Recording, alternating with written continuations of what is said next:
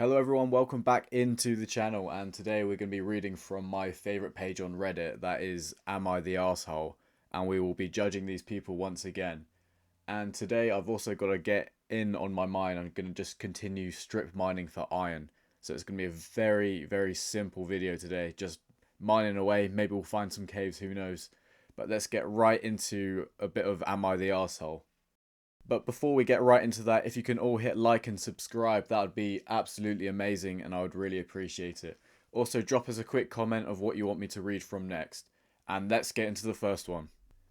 Am I the arsehole for telling the bride that her armpits stink on her wedding day, since I was the maid of honour? I, 27, have a best friend, 27, who got married recently. It was an outdoors wedding, in the middle of the day on the west coast. During the reception portion, she was all sweaty and her armpits stank. I discreetly told her, since that's what we usually do for each other. Before she married her husband, 28, she had got mad at him once because he didn't warn her that she stank when they went to a fancy event. She excused herself. I had smelled my own pits, so I excused myself as well to freshen up. When I returned, she was back and she smelled great again. I thought I did good. When she got back from her honeymoon, she told me I made her feel self-conscious for the rest of her wedding. She said I made her feel bad, and she said that she's mad at me for ruining her big day. Am I the arsehole? Well, I personally don't think I don't think you're the arsehole at all, because at the start of the story, you said about how you would always tell each other, and that she previously got mad at her now husband for not reminding her or telling her that she stank. And if it's your big day as well, you're going to have constantly people coming up to you, lots of pictures being taken with you, and you're going to be the centre of attention the whole day. And the last thing you want to be known as is the bride that stank. So I actually think that this person did a really good job in letting their friend know. And I don't believe that they are the asshole in this situation. I get it that it made her feel uncomfortable and self-conscious, and I think that's a bit sad that they did feel fairly self-conscious. But at the end of the day, they were looking out for you and putting your best interest because they really just didn't want you to be known as the smelly bride. So fair play to this person. I think it really goes both ways, because if she didn't tell her friend that she stank, it's only going to circle back round to her eventually that she did smell on her wedding day. So I think she probably did the right thing here. But by the sound of things, if she needed to freshen up as well, do these girls just not wear deodorant? Who knows? Right, let's move on to the next one. Am I the arsehole for telling my chronically late friend the wrong time so they would show up on time, and then they actually got there early? I have a chronically late friend who shows up 15 to 45 minutes late for everything, 90% of the time. Usually, she'll send a text that she'll be late, but she sends it when she should already be there, or a few minutes before the agreed time, and it's so annoying. Things have improved a bit, but that's because I keep reminding them or pushing back the time to make sure that they would show up on time. And I thought, if she's going to be late, can she at least text me to let me know when she's leaving so I can arrive at the same time as her? She has been doing that, which has been helpful, but it doesn't change the fact that she still has to show up late, even though we agree on times, and it sometimes forces me to push back my other plans. So I decided to test some advice I've seen people often recommend online for late people, and that's to tell them an earlier time. I hosted a gathering at my place last week and told my friend to come at 7 and told everyone else separately to come at 8. My friend actually got there for 7 for the first time ever. When she asked where everyone was, I said, well, you usually come late to things, so I thought I'd try and tell you to come earlier so you get here on time. My friend then told me she could have been doing other things with this time, and she was noticeably annoyed at me for the rest of the night. I later got a text from her that she's bothered with what I did, and found my actions passive aggressive and childish. I feel like common advice on how to handle late friends completely blew up in my face. Am I the arsehole? I don't really think you are the arsehole, and that's because I really value being on time for things. I know when people set up a time, I feel like if I'm late showing up to something, and especially if I'm really late and constantly late, it's basically showing a lack of respect to the person you're meant to be showing up for. So if they keep arranging a time, let's say 8 o'clock, and you keep turning up at 9 or half 8, 9 each time, you're not valuing that person, and you're not valuing their time, because they could be getting up to stuff as well. And in the same way that this person said, oh, if you told me an hour later, I could have been doing stuff with my time. That's actually so hypocritical, because yourself could be doing stuff in the time that that person's always late. So it shows a lack of respect, really. And you're not really the arsehole, because you've only put your friend in this situation one time, where they have been doing it to you for months, if not years. So they should really grow up and realize, okay, I can see why it's a bit annoying, but they could also just spun it in as well, just lied and been like, well, I wanted you to come a bit earlier so I could spend some more time with you. That way you could put it in a bit of a positive note, but I guess that would be a lie as well. Anyway, not the arse, and let's get on to the next one. Am I the arsehole for telling a kid to shut up on the plane? Today I went on a holiday with my wife. We sat our designated seats, and in front of us there were three kids, with the mother sitting on the parallel row to them. Two of the slightly older kids, aged 10 to 12, were well behaved, but the youngest, 8 to 9, was such a spoilt little monster. Shouting and screaming if he did not get what he wanted, not listening to the mother to stay quiet, or staying in his seat during takeoff. He was also pressing the seat in front of him with his legs and so on. I was quite irritated and appalled by such a bad behaviour, and just looked at my wife in the eyes in disbelief, since the mother tried to keep him under control. The flight took off, he got his iPad and watched cartoons. I had my headphones on and fell asleep, but as the plane landed, we waited for a while on the landing strip.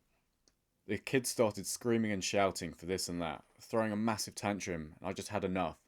Sat up for a bit, looked at him and said, "Yo kid, you need to shut up." The kids stopped, said nothing, and the mum said, "He's just a kid, he's just a kid." But if you can't control your kid to the point I'm hearing him through noise cancelling headphones, and he's annoying everyone else, someone needed to step in. In my opinion, I did everyone a favour. Even his siblings were tired of him, with the brother saying, I mean, he's not wrong, but not exactly right either, which I found a bit funny. Also, the boy that I told to shut up sat in his seat and stared at me for a while in defiance. Am I the arsehole for telling off this child? In the edit, the author of the post has mentioned that they were sat at standstill for maybe 30 to 40 minutes, and they decided to tell the child off after about 30 minutes, which means not just not just them, but the whole plane had to endure this child screaming and shouting for around 30 minutes without the parent doing anything. So I don't believe that this person is an arse. I think I'd lose I'd get pretty annoyed at that as well. I mean, there's nothing worse than being out and you're in public or you're trying to enjoy something. On a plane, slightly different, because maybe the kid was getting agitated, but even still the parent should step in. But as I was saying, there's nothing more annoying than, say you're going out for a nice fancy meal or you're in a nice restaurant, and then there's just children screaming and shouting. It's so frustrating when that happens, especially when you're paying a lot of money for things, and there's always a child. There's always a child that has to ruin it. So I don't think that they're the arse. I think the arse is the parents, really, because the mum should have stepped in and taken some accountability for their own child.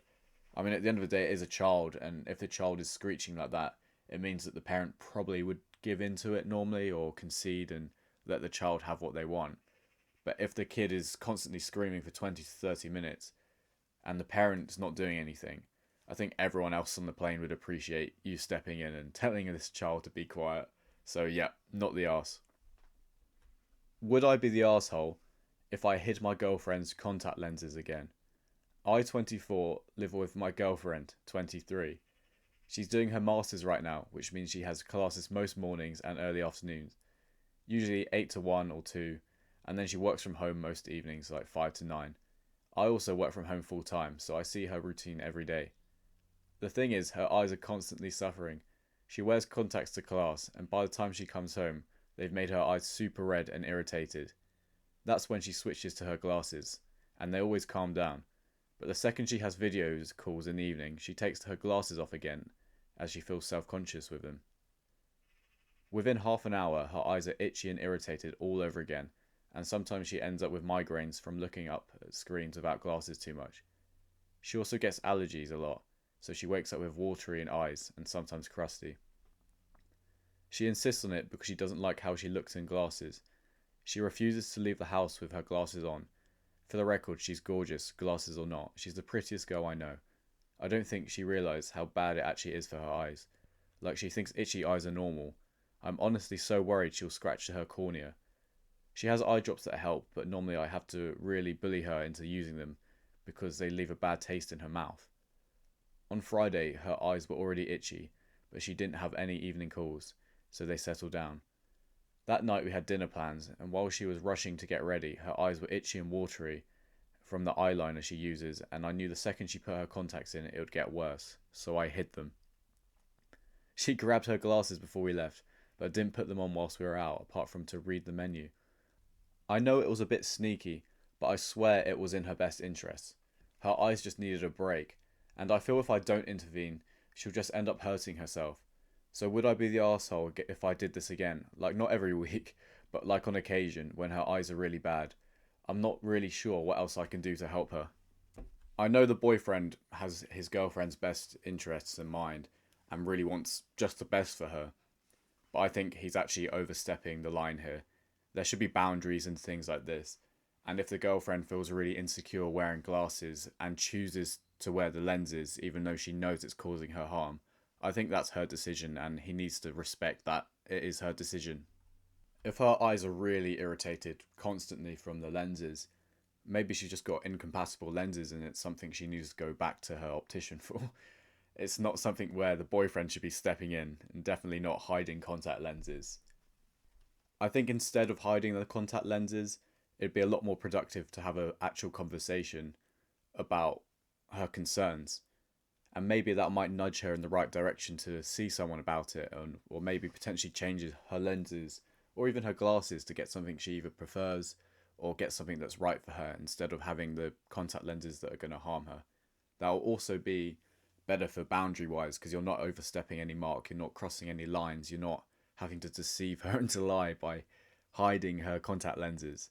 So yeah, sit down, have a conversation with this person, and I'm sure that'll be a lot more beneficial for your relationship than hiding the lenses, because she will eventually find them. If you keep doing them, she'll be like, yeah, why are my lenses suddenly on top of the wardrobe? So have a nice conversation and stop hiding the contact lenses. Right, let's get into the next one. Am I the arsehole for adopting a kitten and refusing to give her back to her previous owner? I, 21 female, went to an animal shelter about 2 weeks ago and fell in love with a gorgeous 6-month-old kitten who was so friendly and needed a home. I asked the team about her history to find out why she was there, and they said she was found in the road, abandoned and bitten by a dog. I immediately filed the adoption paperwork for this kitten, but she was still healing, so I couldn't take her home straight away. On Saturday, she was finally sprayed, microchipped, and ready to come home to her new home, which she was perfectly slotted into. So tonight I received a call and message from an unknown number, saying that she was the owner of my kitten and she wants her back. She said she saw a post on Facebook that I had adopted her kitten and tracked me down to Instagram to find my phone number on my business account. She explained that she moved out of her parents' house where the kitten had lived, and that she had to wait for a new landlord to tell her if she could have a kitten or not. She explained that she kept trying to find the kitten, but had no luck. She asked me if she could have the kitten back, and she would even pay because she's been looking for her for months, and sent me photos to prove it's hers. I told her that I adopted her from an animal shelter, where she was recovering from a dog bite, and kept in a cage. I also told her that I'm not interested in giving the cat back to her. Am I the arsehole? Well, obviously not. You're obviously not the arse for this. This person's trying to guilt trip you and sobbing and crying, saying that they looked for months for the cat, but they didn't even think to check a local animal shelter. How could you not look at a local animal shelter if you're looking for a lost animal? That's terrible. I would be completely uncomfortable if someone tracked down my information like this and try. Imagine they managed to get your phone number by looking through Facebook, seeing a picture of a cat, linking that to Instagram, and then getting a phone number. That's kind of scary. I think I'd have to just block the number and move on, because there's no way that they're getting the cat back. They can't be abandoning a cat, leaving it to be bitten by a dog in the animal shelter for months, and then trying to give a sob story to say that the cat is theirs, when it clearly isn't at this point. Even just by reading that person's sob story that they've been kicked out of their house or they don't know if a landlord's going to allow them to have a cat, you know it's in the animal's best interest to not give it back to them because they're not in a stable setting themselves. So you love and you you really want to give this kitten a good life. You don't want to be handing it back to the person that abandoned it in the first place. So definitely not the arsehole. Am I the arsehole for the way I ate at the buffet? I, 18 male, recently got into law school and now an LLB, Bachelor's of Law student. My parents decided to take me to a special lunch at a buffet as a reward. My aunt, uncle and cousins were also there. My uncle gave me a labour law textbook as a gift. Now I usually don't eat a lot for lunch. I actually used to skip the meal or just have a banana to save money to buy books. But this was a buffet and they had some really nice dishes. I sampled many things and ended up whiffling down about 40 pieces of sashimi. I know because I went to the counter 5 times and each time got 8 pieces. My dad didn't say anything, but my mum later told me I embarrassed her by eating like a starving kid. That the amount I ate made her look like she didn't feed me enough and she was very upset about it. Am I the arsehole? Nah. Surely you're just not the arsehole here. You're doing what you should be doing at a buffet, and that's getting your money's worth. And getting your money's worth means eating as much as you can. So how can you be the arse for doing what you should do when you go to a buffet? It's also your special day, your special meal for getting into law school. So eat as much as you want. I think your mum, I don't know why she's reacting this way, but that's fairly out of order, seeing as they're the ones that chose to take you to a buffet. You can't expect to go somewhere it's all you can eat and then just have maybe 1 or 2 things. That's not how it's meant to be done. If I was this guy's dad, I'd be watching my son thinking, come on, keep going, and I'd probably be encouraging him to to do more and eat more because it's quite funny actually, watching people go back and forward at a buffet, and it's part of the point of it. So yeah, not the arsehole. Am I the arsehole for taking my shorts off to dry them under a hand dryer? Hello, I, a 27-year-old, was in a train station waiting to take a train. I was drinking some water and somehow managed to spill all the water over my shirt and shorts. Not wanting to get on the train looking like I wet myself, I went into the bathroom to deal with it. I stretched my shirt out to get it under the hand dryer and did a good job of drying that. But the dryer was too high off the ground to help me out with my shorts. So I looked around to make sure no kids were in there. It was somewhat crowded, but only adults. And I slipped off my shorts to dry them more effectively under the dryer. I had underwear on, so it's not like I was indecent or anything. When I did so, I heard one guy around my age say, "Alright then," and a couple of looks, and didn't think anything of it. But one guy, about 10 or 15 years older than me, came up to me and said to cover up, and this is not a place for it. At this point, my shorts were 95% dry, but I don't like being told what to do, so I dried them for another 15 seconds before putting them back on. The guy muttered arsehole and walked away. Was I wrong for doing this? It's a bathroom, and it's not like I was technically nude. Someone outside the bathroom could have seen the hand dryers if they really tried, but in my opinion, if you're peeking into the bathroom, that makes you the weirdo. So, what's the verdict? Now, I don't think this person's an arse, and that's because if I'm walking into a bathroom, a public toilet, and I'm seeing someone stood next to a dryer drying their shorts, I would look at them and I'll chuckle and I'll feel sorry for them because you're in a low position when you're in a toilet and you're having to dry off your trousers. So I don't think you can be too annoyed at this person. And I also don't think it's that weird of a thing to do because it's a public toilet anyway. It's not like this person was standing around completely naked. They had their pants on anyway. So what difference does it make? And if you're that bothered, just don't look at them. It's quite simple. But not the arse. And I think if I was completely soaked and I was about to get on a busy train with water around that area, I think I'd like to get that mostly dry before heading on the train as well. So I wouldn't think that you're an arsehole. Am I the arsehole for my bonus day off work and not contributing anything at home? I can't tell who's in the wrong here, but I want to arm myself with some great reasons why he's the arsehole, or conversely, back off and let him do his thing. My husband has 15 days of sick time and 4 weeks vacation. He'll randomly decide to take a day off, probably once a month, and chill at home after he drops our toddler off at daycare. I work from home. I don't have generous vacation or sick time. When he takes a sick day, he takes over the office and games room all day. Totally fine. He grabs our extra monitor from the basement and sets it up for me at the dinner table. But I get really annoyed that he has all this bonus time and that he could toss a load of laundry in, which takes about 5 minutes, or get dinner ready so that I don't have to try balance my last hour of work with trying to get supper ready before my toddler gets home. He says he wants me to pretend that he's still at work so that he doesn't have to do anything, that he's choosing a chill day. He says he doesn't want to take them anymore if I'm just going to guilt him, but I literally just want him to take the last out of the day to do some picking up, or making the dinner, or doing some laundry. Am I the arsehole? That's quite funny. He's saying he wants her to pretend that he's still at work, so in that case, why didn't he just go out the house for a bit? He's just being lazy around the house. If he's not at work and he's having a fake sick day, the least he can do is make dinner. I mean, it's not hard to cook up a dinner for 2 people or make dinner ready for the child. I think that's only fair enough if he's just taking the time off work anyway. She's already being relegated to the dining room instead of having the office so he can play PlayStation or something as well. So he really needs to get his priorities right. He's making his wife move to a different room so he can play video games, and he won't even offer to make dinner or do laundry or literally anything. He really is having a chilled out day, I guess. I think it's quite selfish to relocate the person that's actually working out the room. I don't even know how that conversation comes about. Oh yeah, I'm not going to work today, so I've set up your monitor in in the kitchen. I think that's so mean. I think it's completely reasonable for this lady to be getting annoyed at her husband because he really is taking the mick with this so-called chill out day.